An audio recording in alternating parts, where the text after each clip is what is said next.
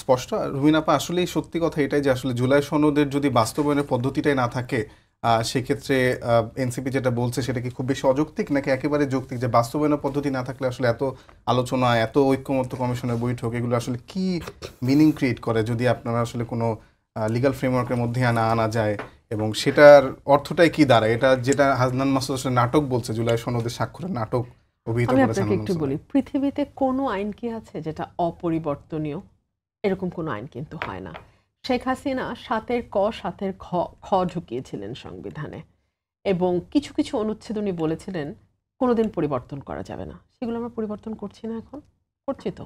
পরবর্তী যে সংসদ আসবে তারা সেগুলো চাইলে রাখবে, চাইলে পরিবর্তন করে ফেলবে। সুতরাং পৃথিবীতে না, অনলি আনসার্টেনিটি ইজ সার্টেন। কোনো কিছু আপনি গ্যারান্টি ক্লজ দিয়ে পাবেন না, কিচ্ছু পাবেন না। সুতরাং আপনি যদি আজকে মনে করেন যে আমরা এইভাবে বাস্তবায়ন করলে বাংলাদেশে কোনোদিন ফ্যাসিবাদের উত্থান হবে না, আমি আপনাকে একদম খাঁটি দেশি ভাষায় বলি, এর চেয়ে বড় বেকুবি আর হয় না। যদি বাংলাদেশের রাজনীতিটা ঠিক রাখতে পারি আমরা সবাই মিলে, এটা কোনো একক দলের পক্ষে সম্ভব না। যেমন আওয়ামী লীগ গত 15 বছরের রাজনীতিটাই নষ্ট করে ফেলছিল, বাংলাদেশে কোনো পলিটিক্স ছিল না।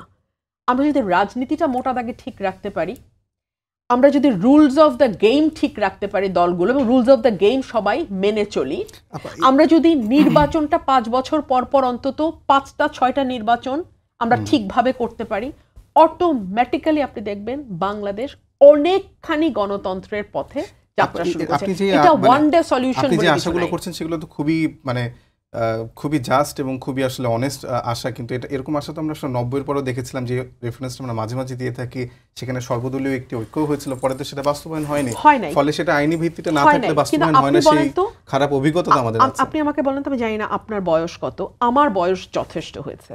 বাংলাদেশের শাসন ব্যবস্থা এখন পর্যন্ত 53 বছরে যদি আপনি চিন্তা করেন, বেস্ট সময়টা ছিল জিয়াউর রহমানের সময়কে বলা হয়, যে একদম তলাবিহীন ঝুড়ি থেকে একটা উন্নতির দিকে যাওয়া বাংলাদেশের ভিত্তি উনি রচনা করেছেন মাত্র 3.5 বছর।